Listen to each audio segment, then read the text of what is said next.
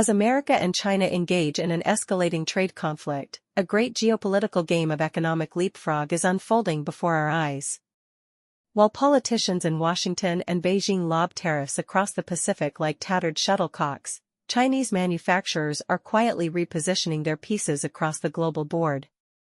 From placid factory floors in southern Vietnam to the bustling maquiladoras along the Rio Grande, the earth is being reshaped by the gravitational pull of commerce.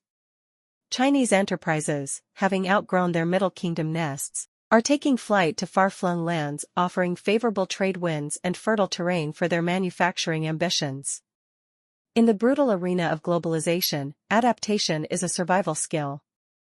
As Western multinationals and politicians plot to decouple from the Chinese production behemoth that enriched them for decades, that same colossus is pivoting with serpentine agility, feinting from Mexico to Malaysia. The numbers illustrate a great avian migration. A record 41 Chinese manufacturing and logistics projects took wing toward Mexico this past year, more than any since global investment tracking began 2 decades ago. Remarkably, an equal number, 39, announced new nests in Vietnam over the same span, firmly establishing the Southeast Asian nation as an ascendant destination. But the flight paths proliferate. Thailand welcomed unprecedented levels of new Chinese industrial projects. The ancient Nile Valley civilization of Egypt witnessed a blossoming of Chinese interest, as did the fertile plains of Hungary. Manufacturing has found new cross-continental air corridors.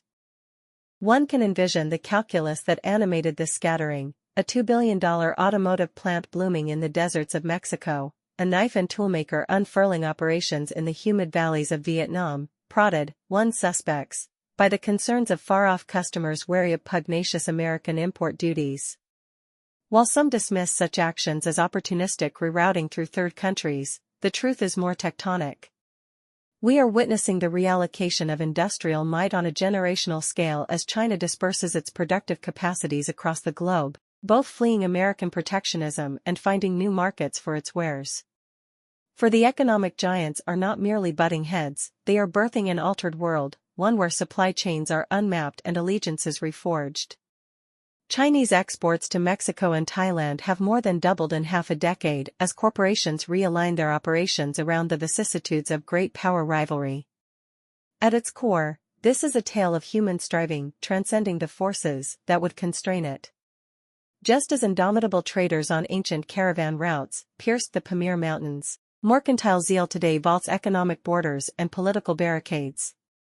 Where rigid thinkers see zero-sum conflict, the merchants and innovators shuffle supply lines, recalibrate investments, and breach seemingly insurmountable divides between nations. For theirs is a unique alchemy, turning the baser metals of protectionism and strategic competition into a golden age of globalized production and distributed opportunity. They shall not be hemmed in by passing fevers of mercantilism, nor confined by the rivalries arcing between dueling capitals. As quarreling powers seek to cloister markets, enterprise cracks them open anew, erecting borderless commercial citadels peopled by a self-selected guild who pledge no fealty to flag or soil. Tariffs and technologies may periodically remap their caravan routes, but their quests for new realms of profit shall not be diverted. Herein lies an immortal truth, that human inventiveness and economic dynamism will ultimately transcend whatever ossifying dogmas or fortifying barriers the great powers erect.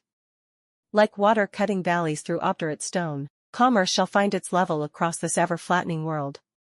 So while in the spectating galleries of this contest, bards in Beijing and Washington trade discordant hymns of decoupling and confrontation, the truer epic unfolds on distant stages where factories sprout like wildflowers in fertile new fields. There, in the choreography of the world's economic circulatory system, a sublime dance is performed daily, a ceaseless flow of capital, labor, and ingenuity across an increasingly border-lasted planet.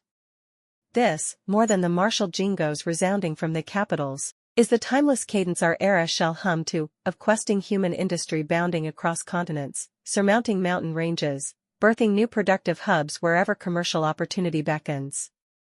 For all our dizzying technological marvels, some primordial sparks still flicker deep within us, that insuppressible drive to extend our reach, forge new pathways, and continually reimagine the possible frontiers of exchange. It is this immortal strain, more than rhetorical barrages between states, that pulses through the world's newly sprouting manufacturing centers. Where others project only conflict between rival powers, we would be wiser to discern an older and more enduring elemental magic at work, humanity's inexhaustible compulsion to transcend barriers through the pursuit of gain.